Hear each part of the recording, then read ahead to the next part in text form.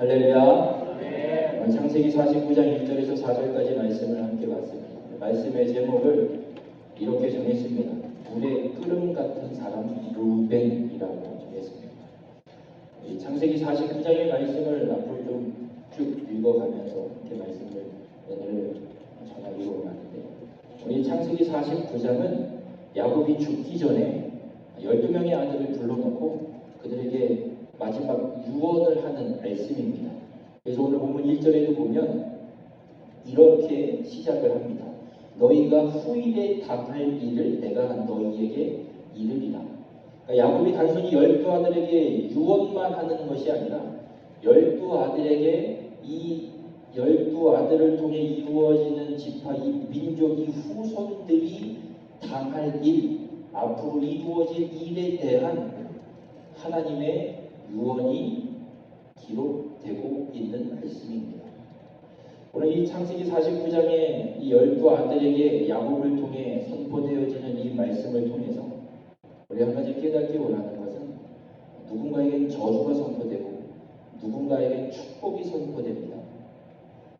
바라기는 우리 모든 성도님들은 축복을 받고 살아가는 믿음의 성도님들 되시길 주님의 이름으로 축원합니다.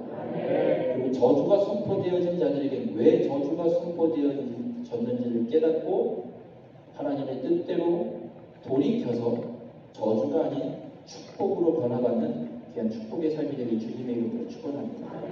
오늘 야곱이 12아들을 장자 루벤부터 시작해서 쭉 12아들을 읊어가는데, 이 선언, 이 축복의 선언, 저주의 선언을 유언을 전하고 있는 순서가 어찌 보면 이 땅에서 예수 그리스도를 믿어 구원받은 한 사람이 인생을, 믿음의 인생을 믿기 전과 예수 그리스도를 만나 믿고 그리고 그 후에 살아가는 인생에 받게 되는 복을 순서대로 야곱이 선언하고 있는 걸 보게 됩니다.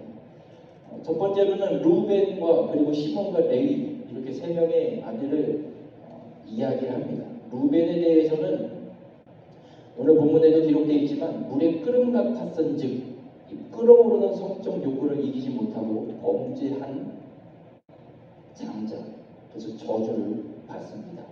그리고 시몬과 레위는 혈기와 분노를 이기지 못하고 다나엘 사건 때 세겜 사람들을 쳐 죽이는 그런 사건이 있었습니다. 이렇게 루벤과 시몬, 레위 이 세 사람에게 선포되어지는 저주는 우리가 예수 그리스도를 믿기 전 죄성, 우리가 갖고 있는 죄의 악성을 이야기하고 있는 걸 보게 됩니다. 그리고 넷째, 유다가 나옵니다. 유다에게는 왕권의 선포와 함께 메시아가 이 땅에 올 것을 유다를 통해 선언합니다. 그래서 이 유다는 우리가 이 땅 가운데 죄로 인해 살다가 예수 그리스도를 만나 믿게 되는 구원받는 축복의 사건, 이 사건을 유다를 통해 우리에게 말씀해주고 있습니다. 이렇게 죄로 살아가던 우리가 예수 그리스도를 믿어 구원받게 되면 어떤 삶으로 변화해지고 어떤 사명이 주어지는지에 대해서 스불론과 이사가를 통해서 우리에게 말씀합니다. 스불론은 받은 복음을 갖고 세상 밖으로 나가는 전도와 선교의 사명을 주어지고 있고, 또 이사가에게는 몸된 교회를 섬기는 봉사의 사명의 축복 선언이 주어집니다. 그래서 이 사명을 잘 감당하면 받게 되는 축복을 남은 6명의 아들을 통해 우리에게 선언해 주고 있습니다. 단과 갓은 바로 이어서 연결돼서 말씀을 해주고 있는데, 이 단지파는 타락과 배교를 상징하는 지파입니다. 그리고 갓지파는 반대로 회복과 역전을 상징하는 지파입니다. 그래서 예수 그리스도를 믿은 자는 아무리 타락할지라도 하나님께서 다시 회복시키시는, 이스라엘 백성이 우상 숭배로 바벨론에 의해 결국은 멸망하지만 하나님께서 다시 회복시키셔서 구원을 성취하시는 놀라운 축복을 보여주신 것처럼 예수 그리스도를 믿어 구원받은 자가 하나님이 주신 사명을 온전히 감당할 때 타락할지라도 다시 회복시켜 주시는 하나님의 복을 우리에게 말씀해 주고 있습니다. 그리고 아셀에 대해서는 이 영적인 복이 아니라 이 땅에 우리가 살아갈 때 필요한 이 물질적인 복을 선언하고 있고, 납달리에게는 은혜, 은사 같은 물질적인 복이 아니라 영적인 복을 선포하고 있습니다. 그리고 요셉은 사명과 사역의 지경이 넓어지는 복을 야곱이 선포하고 있고, 또 베냐민은 인격적으로 점점 더 좋아지는 복, 천국의 이 핵심 자리에 머물게 되는 성품이 하나님의 성품으로 변화되어져 가는 이 축복을 선언하고 있습니다. 이 창세기 49장의 12아들을 향한 이 야곱의 이 저주와 축복 선언이 우리에게 동일하게 성취되는 축복의 선언으로 받아들일 주님의 이름으로 축원합니다.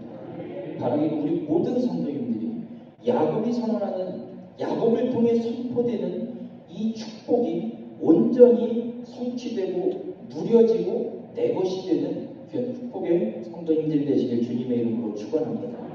오늘 본문에 읽은 말씀에 이제 야곱이 첫째 아들 장자 루벤에 대한 예언을 시작을 합니다. 이 루벤은 이렇게 선언을 합니다. 너는 내 장자요, 너는 그리고 내 능력이요, 내 기력의 시작이라 위풍이 월등하고 권능이 탁월하다. 여러분, 장자, 이 야곱이 장자 루벤을 낳을 때의 모습, 상황을 살펴보면 야곱이 라헬과 결혼하고 싶어서 열심히 일했죠. 그러나 외삼촌한테 사기를 당해서 레아랑 결혼하게 됐어요. 열이 아주 그냥. 그리고 그때 야곱의 성격, 야곱의 성품은 불같았으면 불같았을 것이고, 배는 게 없는 젊은 혈기가 있었던 시대입니다. 라헬을 보자마자 저 여자는 내 여자다. 그래서 7일처럼 그만큼 혈기왕성했던 야곱이었는데, 레아와 결혼하게 되고 레아와 어쩔 수 없이 동침하게 되고, 그리고 낳게 된 첫째 아들이 르우벤이라는 사람입니다. 여러분, 이 장자라는 축복이 두 가지가 있습니다. 첫째 계세요? 장자 있으세요? 장자에게 대단한 축복이 있습니다. 어떤 축복이 있냐면, 첫 번째로는 영적인 복으로 가정의 왕권을 갖고 있습니다. 제사장권도 갖고 있습니다. 그래서 그 가정의 축복을 선언하고 제사를 드릴 때 그 제사를 집행하는 사람은 누구였냐면 첫째 아들이에요. 그래서 예수님이 태어났을 때도 예수님의 동생들은 예수님에 대해서 어떤 반응을 보였을까요? 첫째인데 예수님의 어릴 적 시절에 대한 이야기가 별로 없지만, 첫째인데 과연 첫째를 인정했어요. 첫째에게 주어지는 축복이, 이런 축복이 있습니다. 왕권, 그 가정의 왕권과 제사장. 그리고 또 하나의 복은 물질적인 복이 있습니다.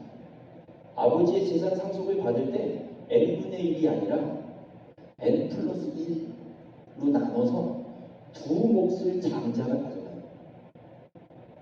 아들이 셋이면 4분의 1로 나눠서 4등분해서 절반을 첫째, 그리고 4분의 1, 4분의 1을 둘째, 셋째가 나눠갔어요. 장자의 축복이, 이런 축복이 있어요. 그래서 루벤에게 야곱이 이렇게 선언해요. 너는 위풍이 월등하고 권능이 탁월하다. 장자로서, 첫째로서 갖는 위풍과 그 권능이 탁월하다라는 얘기를 해요. 그런데 말이 탁월하다가 아니라 탁월하다마는, 그렇지만 너는 물의 끓음 같았은지, 이제 저주가 선포되기 시작합니다. 너는 탁월하지 못하리. 장자여서 탁월하다라고 얘기했는데 그 탁월하지 못한다, 탁월함이 사라질 것이다 라는 예언을 합니다. 루벤의 인생을 보면, 루벤의 과거 인생을 보면 그렇습니다. 요셉이 아버지 심부름을 받아서 형들이 양친 데를 찾아갑니다. 그때 10명의 형들이 작당하게 있어요. 야, 저 꿈꾸는 놈, 저놈 잡아서 죽이자. 그리고 꿈이 이루어지나 안 이루어지나 두고 보자. 죽이려고 작정을 했어요. 이때 르우벤이 어떻게 얘기하냐면, 야, 그래도 형제인데 어떻게 죽이냐? 그냥 물이 없는 구덩이에 던지자. 그러면 날짐승이 와서 집어먹든 뭐 하든 어떻게든 우리 손에 피는 묻히지 말고 그냥 두자. 왜 그렇게 이야기하냐면, 르우벤이 몰래, 형제들 몰래 살려서 꺼내서 집을 돌려보낼 생각에 그렇게 얘기하는 거예요. 그런데 그건 어떻게 된 줄 아십니까? 르우벤이 자리를 잠시 비운 사이에 유다가 얘기해서 이스마엘 상인이 지나가는 걸 보고 거기다 팔아먹습니다. 아니, 형이 얘기했는데 넷째가 큰 형의 말을 무시하고 지 마음대로 팔아먹은 거예요. 여쭤보겠습니다. 여러분의 가정에 첫째가 얘기하는데 막내가 뒤집어 없습니까? 저는 그래도 몇 대 맞을 것 같습니다. 아버지가 형을 시켰는데 형은 저를 시켜요. 안 하잖아요? 누가 혼나는 줄 아세요? 제가 혼나요. 왜 안 했니? 아버지한테 혼나는 게 저예요.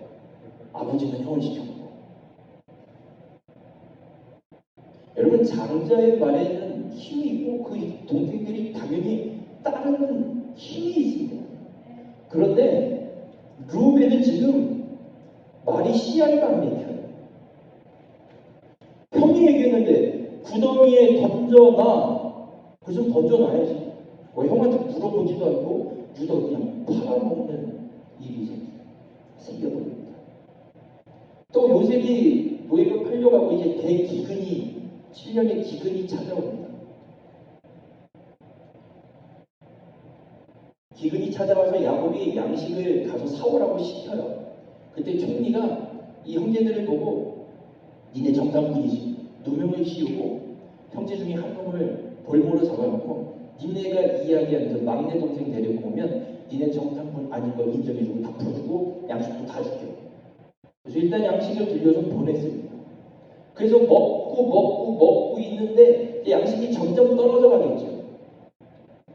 형제들이 르우벤이 얘기했습니다. 아버지한테, 아버지 베냐민 좀 빌려주세요.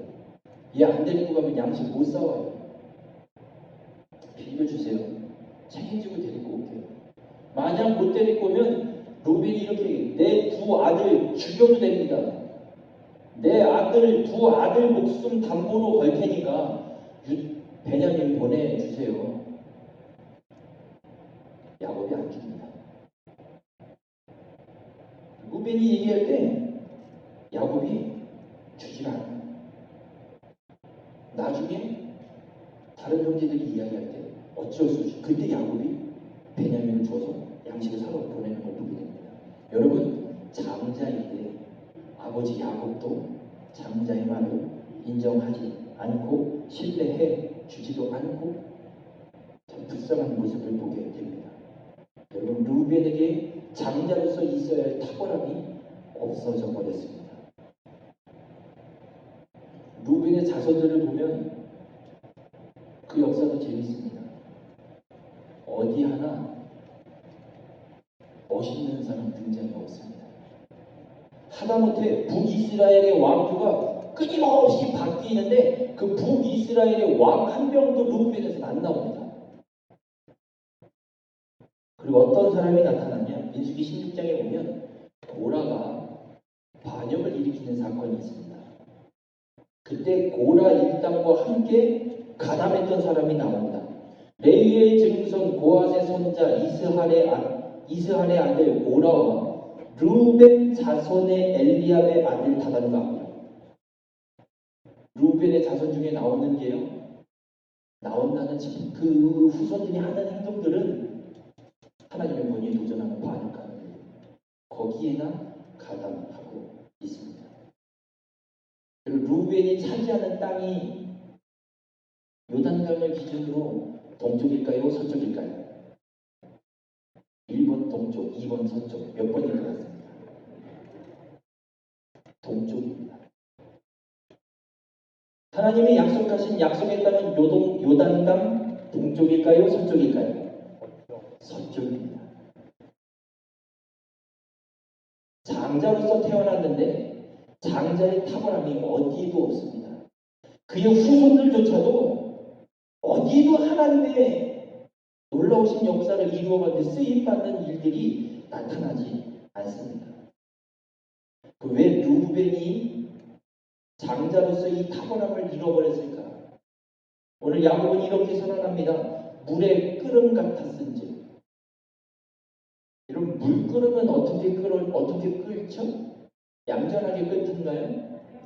난리를 치죠? 전기포트 있으시죠, 집에? 거기다 한번 물 반만 담아갖고 끓여보세요. 뚜껑 열고 저는 계속 넣어놓고 끓여보세요. 어떻게 끓나? 물이 튀어나올 정도로 끓습니다. 엄청 바글바글 끓어요. 가만히 있진 않아요. 요동을 칩니다. 이 르우벤이 물의 끓음 같았다라는 이 말은 르우벤의 성적 욕구가 어마어마하게 끌어올랐다는 이야기입니다. 어느 정도냐면 야곱이 이렇게 이야기합니다. 내가 아버지의 침상에 올라 더럽혔다라고 선언해요. 이 사건이 어디에 있냐면 창세기 35장에 가면 35장 22절에 이런 말씀이 있어요. 이스라엘이 그 땅에 거주할 때에 르우벤이 가서 그 아버지의 첩 빌하와 동침함에 이스라엘이 이를 들었더라. 여기서 이 동침함에라는 단어는 미완료형입니다. 히브리어의 이 미완료형이 갖고 있는 의미는 지속된다는 얘기, 계속했다는 얘기예요. 그러니까 르우벤이 아버지 첩 빌하랑 한 번 산 게 아니라 아버지 이스라엘이 르우벤이 빌하와 붙어먹었다는 소식을 들을 때까지 동침했다는 얘기예요. 몇 번을 했는지 몰라요. 몇 번을 동침하고 몇 번을 관계를 맺었는지 알 수 없어요. 그만큼 르우벤은 아버지 첩인데, 작은 어머니인데 그렇게 성적 욕구를 억제하지 못하고 죄를 짓습니다. 이런 사람이 또 하나 있습니다. 사사 중에 삼손이라는 사람이 있어요. 삼손이라고 아세요? 나시린으로 태어나서 하나님이 지혜도 주셨고 힘도 주셨습니다. 지혜를 주셔갖고 수수께끼 되게 잘해요. 아무나 못 푸는 수수께끼. 지혜가 있는 자만해요. 그런데 이 삼손이 그 지혜와 그 힘을 어디에 쓰는 줄 아십니까? 삼손에 대한 기록 속에 이스라엘을 구원했다는 소리가 한 번도 기록되지 않습니다. 삼손은 여자 만나는데 이 지혜와 힘을 다 씁니다. 여기 세 명의 여인을 삼손이 만나요. 결국엔 마지막에 여자한테 그 힘의 비결을 이야기했다가 블레셋 사람들에게 결국에는 잡혀가요. 그 불행한 인생을 사는 걸 보게 됩니다. 그래서 하나님이 삼손의 힘도 걷고 지혜도 걷어가십니다. 그래서 연자맷돌이나 돌리고 있는 신세가 되어버리는 모습을 보게 됩니다. 우리 모든 성도님들, 르우벤이 탁월함을 잃어버린 이유는 죄 때문입니다. 르우벤에게 성적 욕구가 아킬레스건이었어요. 그 죄를 피할 수가 없었습니다. 우리에게도 르우벤과 같은 아킬레스건이 다 하나씩 있습니다. 제일 약한 부분, 너무 쉽게 넘어져서 죄를 지을 수 있는 부분. 그 죄를 우리가 깨닫지 못하면 르우벤처럼 하나님이 주시는 장자의 축복을 빼앗길 수밖에 없습니다.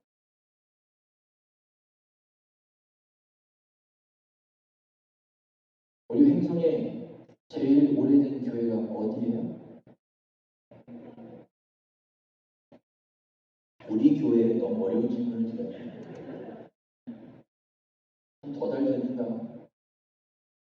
어느 장로님께서 그 얘기를 해주시더라고요. 제1장로교회가 우리를 앞지르는 것 같아요. 여러분, 하나님의 복은 사라지지 않습니다. 절대 안 사라집니다. 단지 하나님의 복은 옮겨집니다. 옮겨집니다. 요한계시록 2장 5절에 보면 에베소 교회를 향한 주님의 말씀이 선포됩니다. 처음 사랑을 잃어버려서 그 처음 사랑을 회복하라는 선언을 하십니다. 여러분 어디서 떨어졌는지를 생각하고 회개하여 처음 행위를 가지라. 만일 그리하지 아니하고 회개하지 아니하면 내가 내게 가서 내 촛대를 그 자리에서 옮기리라. 여러분 처음 사랑을 잃어버린 에베소 교회를 향해서 주님은 말씀합니다. 회개하고 돌이켜서 처음 행위를 회복하라고. 안 그러면 촛대를 옮겨 버린다. 제1장로교회 우리를 앞지르는 것 같습니까? 앞지르는 게 아니라 우리의 죄 때문에 하나님께서 촛대를 옮기시는 하나의 징조라고 보셔야 됩니다. 우리가 해야 될 일은 다른 게 아니라 죄를 깨닫고 하나님 앞에 회개해야 되는 것이지, 저 교회가 우리보다 더 잘 되는 것 같은데 우리도 그럼 뭘 해야 되는 거 아니에요? 아니요. 회개해야 됩니다. 죄를 찾고 회개해야 합니다. 잘하고 있다고 생각하지 마십시오. 르우벤은 장자였습니다. 가만히 있어도 복을 받습니다.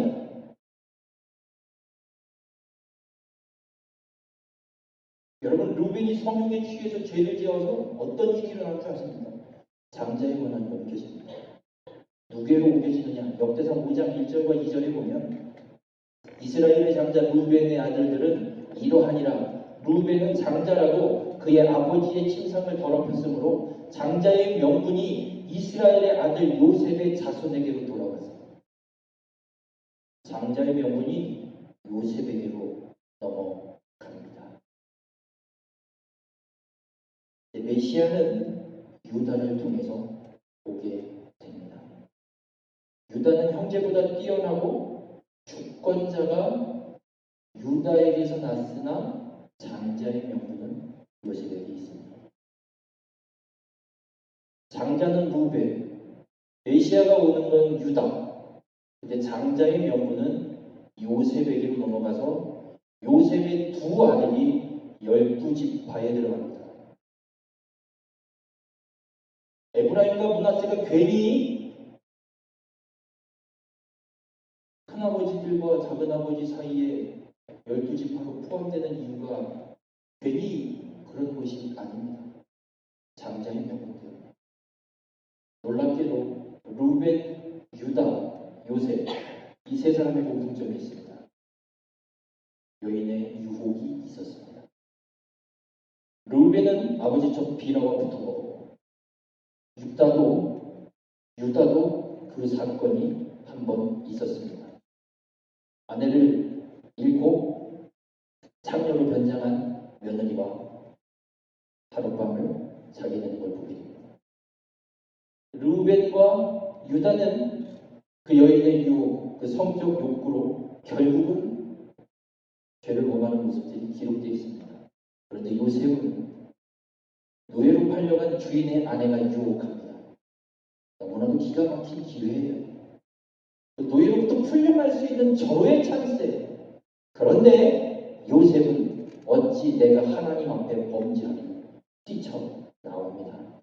그 요셉에게는 장자의 명분이 주어지는 겁니다. 여러분 히브리서 12장 23절에 보면 이런 말씀이 기록되어 있습니다.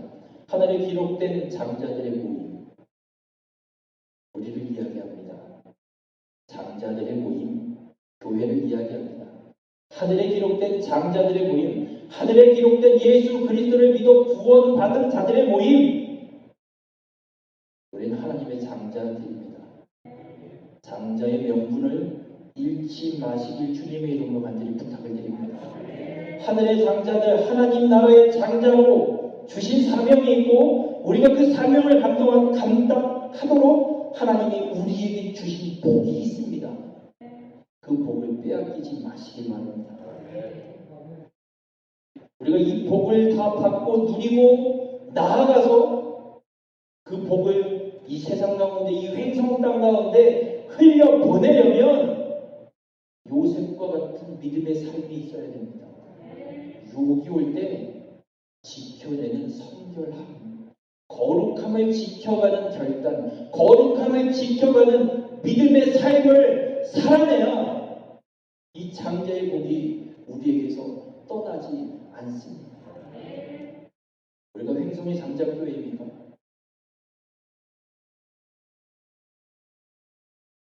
그렇다면 장자교회로 하나님이 주신 사명과 하나님이 주신 복이 분명히 있습니다. 우리는 그 복을 받고 그 사명을 우리에게 감당해 가야 합니다. 그런데 우리 교회가 그렇게 하지 못하고 있는 것 같습니다. 문제가 있는 겁니다. 프로그램도 문제가 아닙니다. 담임 목사가 문제가 아닙니다.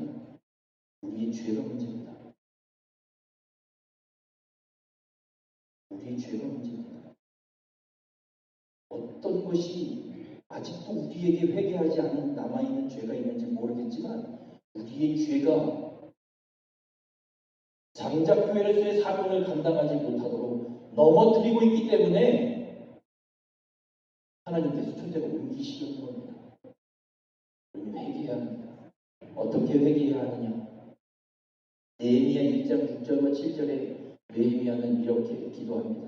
이제 종이 주의 종들인 이스라엘 자손을 위하여 주야로 기도하오며 우리 이스라엘 자손이 주께 범죄한 자들을 자복하오니 주는 귀를 기울이시며 눈을 여시사 종의 기도를 들으시옵소서. 나와 내 아버지의 집이 범죄하여 주를 향하여 크게 악을 행하여 주께서 주의 종 모세에게 명령하신 계명과 율례와 규례를 지키지 아니하였나이다.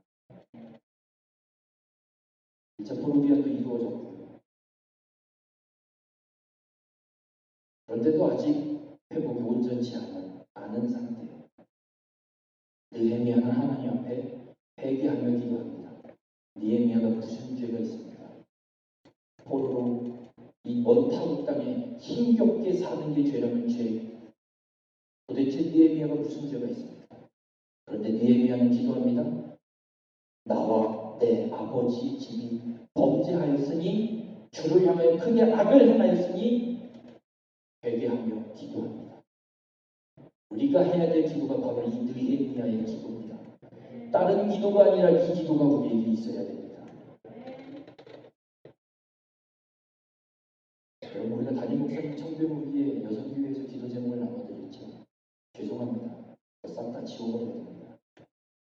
왜 내가 원하는 목사를 모셔오려고 합니까? 목회자는 하나님이 세우시고 하나님이 보내십니다. 어디 사람이 요구를 합니까? 그건 이스라엘 백성들이 하나님을 왕으로 인정하지 않고 인간 왕을 요구하는 것과 똑같은 모습입니다. 하나님이 보내십니다.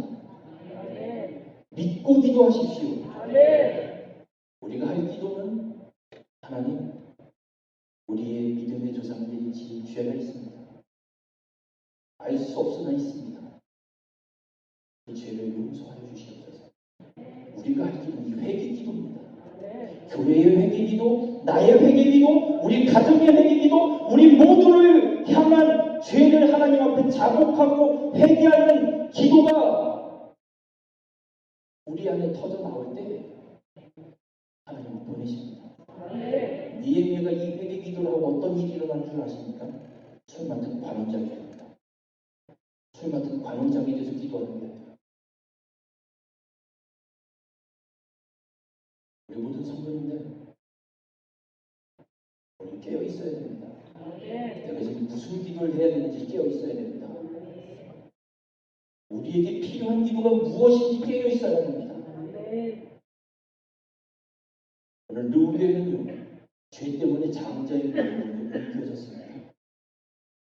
만약 우리 교회가 감당했던 장자의 축복이 다른 교회로 옮겨지고 있다면 그건 우리의 죄 때문입니다. 우리는 회개해야 합니다. 느헤미야와 같이 회개해야 합니다. 알 수 없지만, 우리가 잘못한 건 없지만 우리 믿음의 조상들이 행한 죄가 있다면 그걸 깨닫게 하셔서, 하나님의 말씀대로 온전히 행하지 못한 것이 있다면 그걸 깨닫게 하셔서 하나님 앞에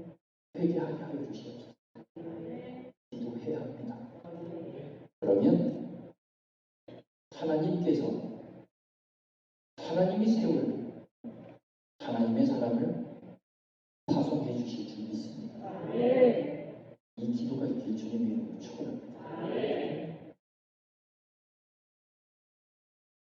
내가 원하는 목사님 놓고 기도하지 마십시오. 그 기도하면 어떻게 되는 줄 아십니까?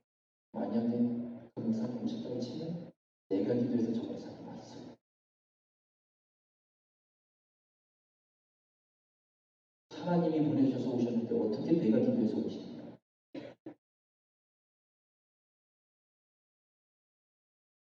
우리 안에 하나님이 주시는 은혜로 하나님의 뜻을 온전히 분별할 수 있는 은혜가 그 영이 있기를 주님으로 축원합니다. 그저 생각나는 대로 질러버리는 게 아니라, 그저 생각나는 대로 떠들어대는 것이 아니라, 하나님께서 우리를 향하신, 우리 횡성교회 이 믿음의 공동체를 향하신 하나님의 뜻을 분별할 수 있는 영을 달라고 기도하십시오.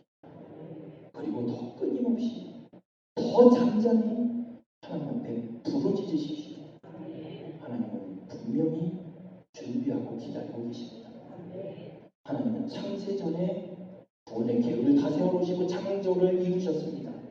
하물며 횡성교회를 117년 전에 개척할 때, 아니 그 이전에 계획하시고 그 역사를 준비하시고 하나님이 개척하시고 세우신 교회입니다. 하나님 이미 다 준비해 놓으셨습니다. 하나님이 기다리신 건 하나님의 뜻대로 하나님 앞에 간절히 부르짖는 우리의 기도를 기다리고 계십니다. 그 기도를 하나님 앞에 부르짖는 우리 모두가 되길 주님의 이름으로 축원합니다.